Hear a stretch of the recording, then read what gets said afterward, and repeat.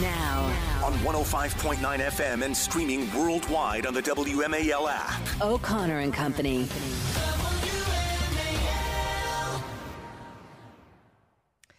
Good Tuesday morning to one and all. It is debate day. Will you be watching? We certainly will. Thanks for joining us. It's 6:07 on O'Connor and Company. We have a great lineup today. At 7:05, we'll talk to Mark Paletta. He's a senior fellow at the Center for Renewing America. We'll be talking about Clarence Thomas's the latest news with Clarence Thomas. At 7:35, Charlie Spearing. He's a political reporter for the Daily Mail and the author of the book Amateur Hour, Kamala Harris in the White House. He'll preview the debate. At 8:05, Bill O'Reilly. He will also talk about the debate. And finally, Byron York. Guess what he'll talk about? The debate. I'm Julie Gunlock alongside my good friend Andrew Langer. Good morning. Good morning, Julie. You know, normally I would say we watch the debate so you don't have to, but I want to make sure everybody watches the debate tonight. It is important. I will definitely be watching. You know, we talked yesterday, Andrew, about this issue. It sort of went viral. It's about this small town of Springfield, Ohio. To give people some perspective, that is a very small, it's about 60,000 people. It's a town between Dayton and Columbus.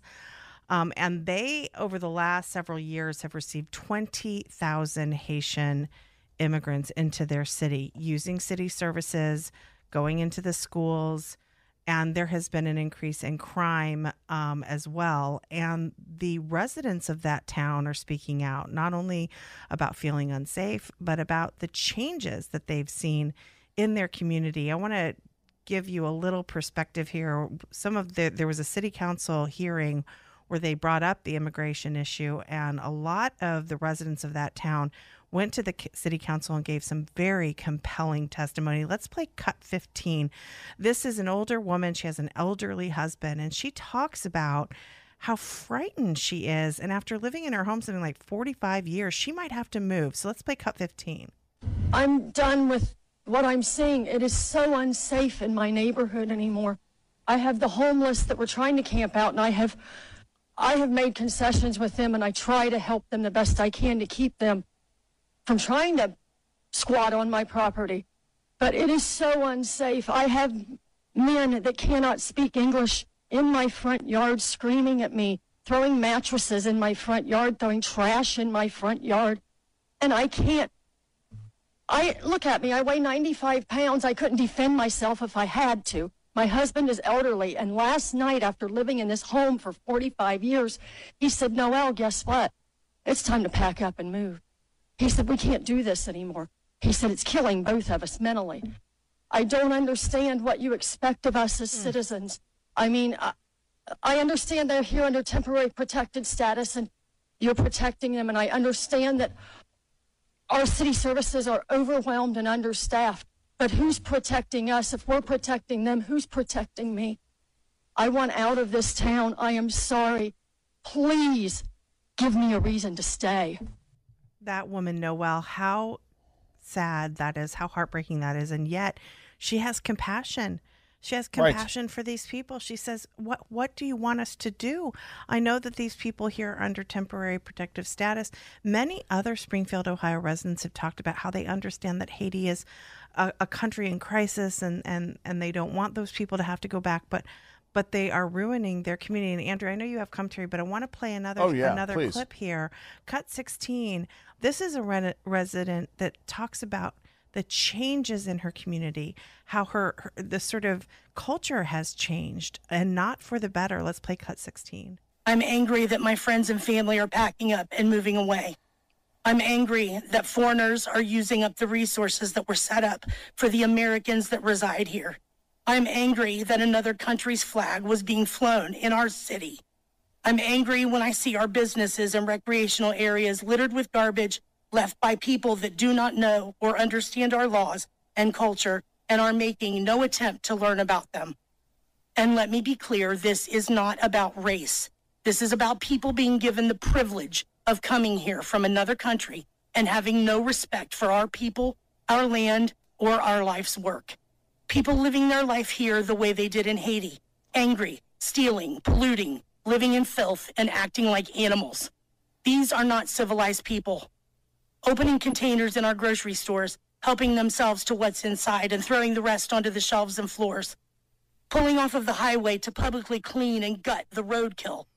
She goes on, but it is incredible to me how these people are being called, in many, many cases by the mainstream press and other commentators, how these people are being called racist.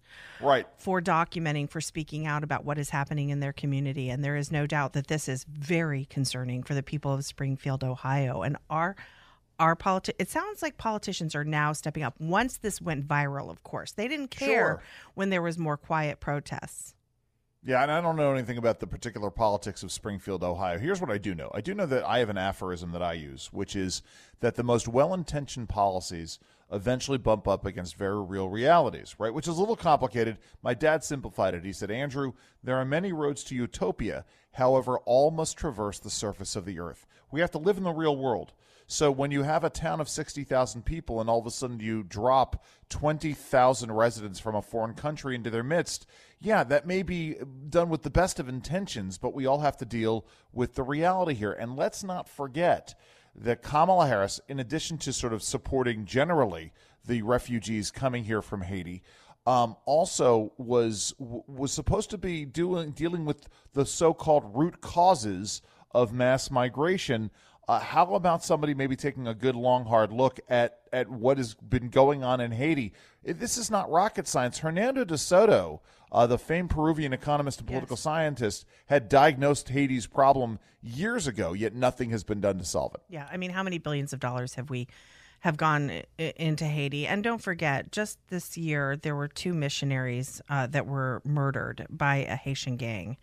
Just a couple of months ago, you had Haitian gangs that were apparently, there was some cannibalism going on. This country is terrifying. But I want to go back to this community and play cut 12. Look, this is, again, some of these residents are being called racist. This is a black man who is talking about his concerns about what he is seeing in the local park. Cut 12. I really challenge you guys to get out here and do something. These Haitians are running into trash cans. They're running into buildings. They're running into... they flipping cars in the middle of the street. And I don't know how, y'all can be comfortable with this. I don't know, who's getting paid from it. I honestly feel like someone's getting paid from it in the background. You got a bunch of people on a bus getting dropped off at a gas station to come down here. I know a single mom that FaceTimed me this morning at the welfare office that really need something. And it's nothing but immigrants over there. He's making the point that, these are taxpayers paying for services, and then it is all being sort of gobbled up by these immigrants coming in. Buck Sexton on Twitter made a very good point. These are not illegal migrants. They are under temporary protective status. Okay, they were brought here by the Biden administration. They were flown into these communities. This particular group of migrants ended up in Ohio. It is a disaster, and something needs to be done about this. We'll talk more about this at 6:15. WMAL. Making sense of the news. Live from the Home Paramount Pest Control Studios. Home Paramount, the leader in pest control since 1939. The news is brought to you by Thompson Creek Windows. Yeah, Andrew, this whole situation is such a nightmare for these poor people. Right. And again, this can all be put at the feet of Kamala and Biden. They created this mess. And of course, I guarantee you they'll blame Trump, but this is the creation of Biden and Kamala. Right. I mean, listen, this is, I'm going to use it. I'm going to invoke Marxism today once again. This is basic Marxist dialectic here. You create a problem, you exacerbate that problem, and then you claim that socialism is the way you solve this problem, as it invariably does. This is a problem of their own creating, a crisis of their own creating. And Julie, listen, I know you've got your background of Ohio. I know nothing about the city of Springfield. I mean, what's been the reaction do we know what the reaction All of these folks are testifying before the city. It's not called the city committee, the city council. I think it's called the city commission. What was the reaction of the city commission, or was this yet another example of where you? I don't know what the reaction of the council has been, but I know the Attorney General in Ohio is very concerned about this, and he wants something done about this. As of right now, and I didn't check in the last half an hour, but I don't think there's been any comment from Ohio Governor Mike DeWine. One interesting thing about Ohio Governor Mike DeWine, again, this city, Springfield, Ohio, is located right between Columbus, Ohio, and Dayton, Ohio. That is where the governors grew up. He grew up in a town in between Dayton, just like Springfield, Ohio. He grew up very close to this town. Yeah. The other thing that's interesting is Ohio Governor Mike DeWine he and his wife there's an orphanage that they founded and helped run in Haiti. And sort of the personal charities that they're involved in, Haiti is pretty much number one. I worked for Mike DeWine. When I worked for Mike DeWine, he was doing charitable work in Haiti. So this is a priority. So I would be really interested in where Mike DeWine was in deciding, in coordinating with Biden and Harris. Maybe there was no coordination. Maybe these people just happened to land in Springfield, Ohio. But I really would be interested in learning. It just seems like an interesting coincidence that these Haitian migrants ended up in an area very close to where Mike DeWine's personal home is. I would just be interested in that, and interested in what he plans on doing to deal with this. Because again, the people of Ohio are suffering because of this influx of 20,000 again Haitians under protective status. And I see, for me, I'm wondering if there was a situation in which, the city council had declared themselves to be a sanctuary city, or the city that welcomes them. Because I know, Williamsburg, where I live, they went down this road. They're going, we're going to welcome migrants here. That's what we're going to do, without any sort of a plan for, what's the next step? What does this really mean for us? Oh, and let me add to this, by the way. Milton Friedman said it best: you cannot have unrestricted mass migration and a massive social welfare state. That is how you bankrupt a country. This is exactly what the residents, like the folks who are American citizens who are entitled, because they are entitlements, who are entitled to these services that the government puts out there, if they have to wait further back in line behind folks who are coming to America because somebody in Washington has made the decision to bring them here, there's something fundamentally wrong with that. Yeah, really quickly, I want to play Cut 17. We can't play all of it, but J.D. Vance did weigh in on this. Don't forget, he's from Ohio. Cut 17, really quickly. Chairman Brown, I'd like to ask unanimous consent to submit a letter for the record from the city of Springfield and our state, the southwestern part of our state, which I think highlights a very real example of this particular concern, straight from the horse's mouth itself. Now, this letter, I want to quote from it. Springfield has seen a surge in population through immigration that has significantly impacted our ability as a community to produce enough housing opportunities for all. Springfield's Haitian population has increased 15 to 20,000 over the last 4 years in a community of under 60,000 previous residents, putting a significant strain on our resources and ability to provide ample housing for all of our residents. And end quote there. And Mike. Without objection. So thank you. In my conversations with folks in Springfield, it's not just housing. They're trying to build 5,000 new housing units, which is a very Herculean task. So it is interesting to me that J.D. Vance was focused on this when he was a sitting senator from Ohio. Haven't heard much from many other Ohio politicians. Glad that the Attorney General is focused on this now, and we will talk more about this. Right now, it is 6:22. Okay, this is a little dark. This is this is related to the story in Springfield, Ohio, and the Haitian immigrants. Residents are on social media are claiming that some of their pets have gone missing. And at that city council meeting, a man got up and talked about what has been happening to the local ducks in the local park. Let's play Cut 19. That is why also. No. Cut 19. Wherever they're at, that's what they're used to, bro. They're in the park grabbing up ducks by their neck and cutting their head off and walking off with them and eating them like.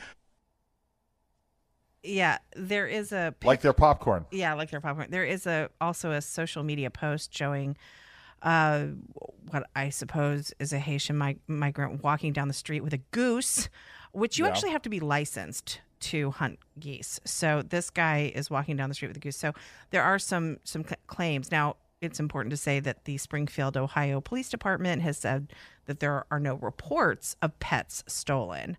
But as far as the ducks and geese, those aren't seen obviously as pets. And let's remember, we're living in a world right now, Julie, where police are reporting lower levels of crime because they've stopped collecting the crime information. Apparently, they are not reporting the decapitation of ducks. It is 6:29. WMAL-FM, Woodbridge, Washington, a Cumulus media station. Making sense of the news. News Talk 105.9. News now. On 105.9 FM and streaming worldwide on the WMAL app. O'Connor and Company.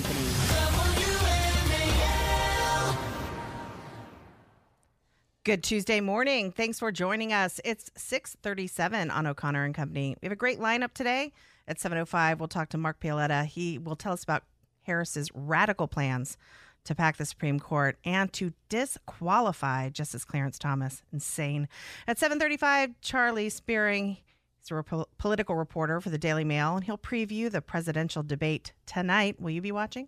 At 8:05, Bill O'Reilly. He'll be talking about his new book. And at 8:35, Byron York, the Washington Examiner. He will tell us what to expect from the presidential debates tonight. I'm Julie Gunlock alongside my friend Andrew Langer. Good morning, Andrew.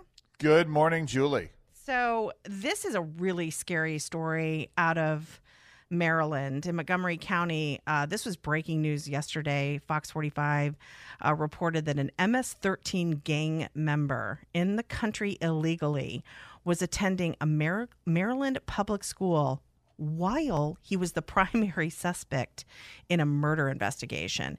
He was just sentenced to 70 years in prison, but he was allowed to be a student in the public school after he committed the murder. This is wild. Let's play Cut 20 because Fox did do a report on this. Cut 20. Tell me about Kayla. She was sleeping in her bed. He broke into her room and strangled her after she died and just left her on the floor like trash. When you heard that Martinez was in a public high school in Maryland, what did you think, knowing that he was the main suspect in your daughter's murder? I was really upset. You're sitting there putting this monster into high school. You're putting children at risk. Somebody needs to be held accountable. Fox 45 News Project Baltimore investigates. Just wild. Andrew, go on. Sorry, it is crazy. And listen, to Chris Pabst's credit, by the way, Chris Pabst, who the CEO, now this is Montgomery County, obviously not Baltimore, but Chris Pabst has done some really great investigative work on the Baltimore City schools. And to the point where the Baltimore City School CEO a couple of weeks ago made some joke about her husband showing restraint and not punching this reporter out at some point in time. I mean, this is, by the way, where we are. But this is exactly it. It's like we are living in some version of bizarro world where somebody thinks that it's acceptable to go and put this child of illegal immigrants or an illegal immigrant himself who has been accused of this violent crime back in the general population. I mean, this is nuts. Yeah, I mean, we know that the schools do not treat crime in schools seriously. Ever since the deployment of restorative justice practices, this was an Obama-era policy. Arnie Duncan, who was the Department of Education head at the time, deployed this new strategy for dealing with violence in schools, and that was restorative justice. It sounds really good.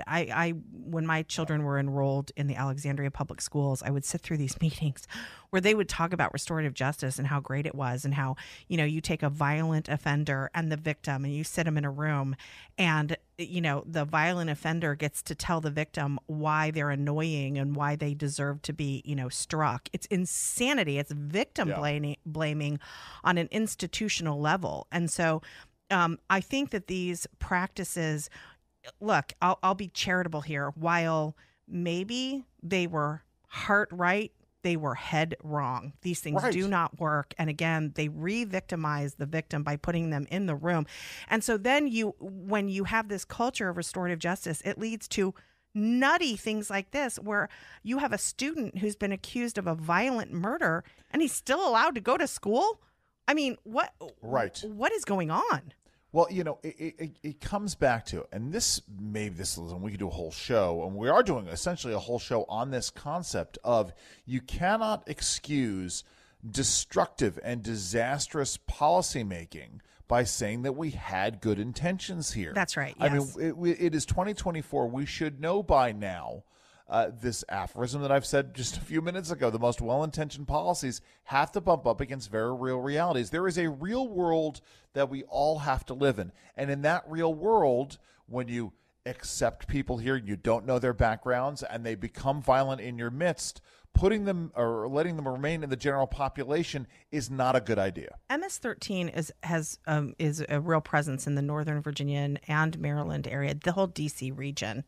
And some public schools really have major recruiting problems with MS-13 gang members in these schools and recruiting, students who go to these schools. This is a major problem in the D.C. area. And over in Baltimore, Musk actually tweeted this, 153 illegal alien sex offenders were arrested this past year in Baltimore alone. Right. And he says actual offenses committed far exceed arrests. And we know that there's probably even more that haven't been reported. Listen, I got into it yesterday with a caller on the other show, and this issue of the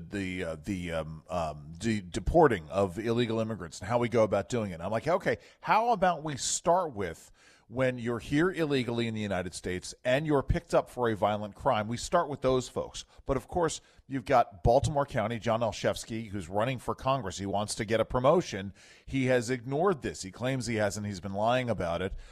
This is what happens when you get these politicians who make these decisions because they want to be good progressives or good liberals, and it has a devastating impact on the communities around them. And let's be clear here.